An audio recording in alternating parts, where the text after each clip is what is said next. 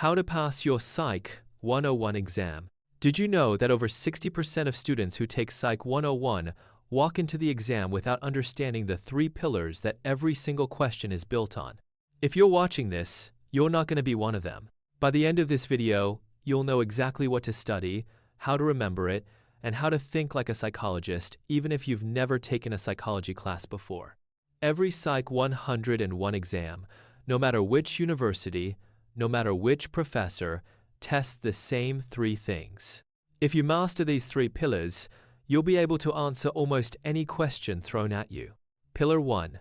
The big theory psychology is built on competing theories about how the human mind works. You need to know these cold. Behaviorism. We are shaped by rewards and punishments. Think Pavlov's dog, think Skinner's box. Psychoanalysis. The unconscious mind drives our behavior. Think Freud and repressed memories. Humanism. People strive for growth and self-actualization. Think Maslow's hierarchy of needs. Cognitive psychology. How we think, remember, and process information. Biological psychology.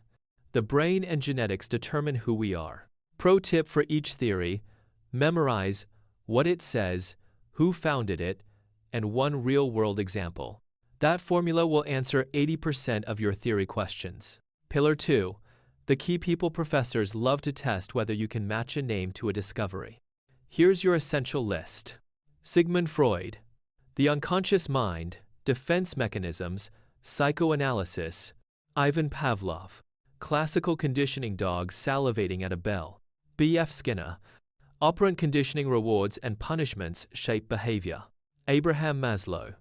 Hierarchy of needs from survival to self-actualization. Jean Piaget. Stages of cognitive development in children. William James, the father of American psychology. Functionalism. Carl Rogers. Humanistic therapy, unconditional positive regard. Stanley Milgram. Obedience to authority, the shock experiment. Pillar 3. The landmark experiments exams almost always include one or more landmark experiment questions. These experiments change the entire field. You need to know the setup, the result, and the implication. Pavlov's dog. Classical conditioning. A bell becomes associated with food. Dogs learn to salivate at the sound alone. Little Albert Watson conditioned a baby to fear a white rat. Shows emotions can be learned. Milgram shock experiment. 65% of people administered what they thought were lethal shocks under authority pressure. Stanford prison experiment. Zimbardo. Ordinary students took on abusive roles when assigned as guards. Bobo doll study. Bandura children imitate aggressive behavior they observe. Basis of social learning theory. How to actually remember this knowing the content isn't enough. The has-own reason students fail psych exams isn't because they didn't study, it's because they studied wrong. Here's how your brain actually retains information, backed by psychology itself. Technique 1. The story method. Your brain remembers stories, not lists. Instead of memorizing Freud believed the unconscious drives behavior, imagine a version of yourself with a hidden control room in your head, making decisions you don't even know about. That image sticks. Technique 2. Spaced repetition. Don't cram. Study for 25 minutes. Take a 5-minute break. Review the same material tomorrow, then again in 3 days, then a week later. This technique, called spaced repetition, has been proven to increase long-term retention by up to 200% compared to single-session studying. Technique 3. Teach it out loud. This is called the protégé effect. When you explain a concept to someone else, or even just out loud to yourself, your brain fills in the gaps. Grab a friend or talk to your mirror. Explain Maslow's hierarchy in your own words. If you stumble, that's exactly what you need to review. Technique 4.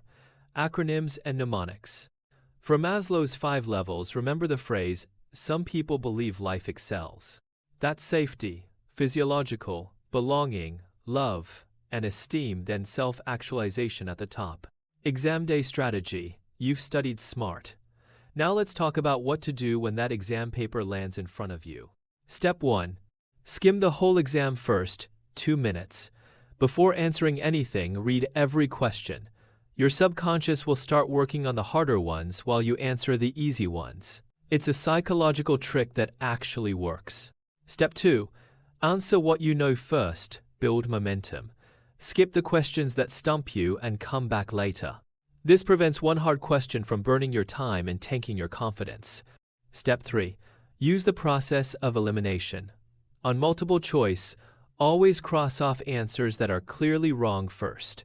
Usually, 2 options are clearly off. Now you've got a 50/50 shot at worst. Look for absolute language like always or never. These are almost always wrong in psychology. Options that are partially right but contain one false detail, these are traps. The most specific, nuanced answer, often the correct one in Psych. Step 4. For essay questions, use the PEE structure. PEE stands for Point, Evidence, Explain. Make your point. Cite an experiment or theorist as evidence. Then explain how that evidence supports your point. Professors award marks at each stage, so even a partial answer earns partial credit. High-yield topic breakdowns. Let's rapidly cover the 5 topics that appear most often on Psych 101 exams worldwide. Topic 1. Classical versus operant conditioning. Classical conditioning is about association. A neutral stimulus becomes associated with an automatic response. Pavlov's bell became associated with food, causing salivation. Operant conditioning is about consequences. A behavior followed by a reward increases. A behavior followed by punishment decreases. Skinner's rats pressed a lever to get food reinforcement.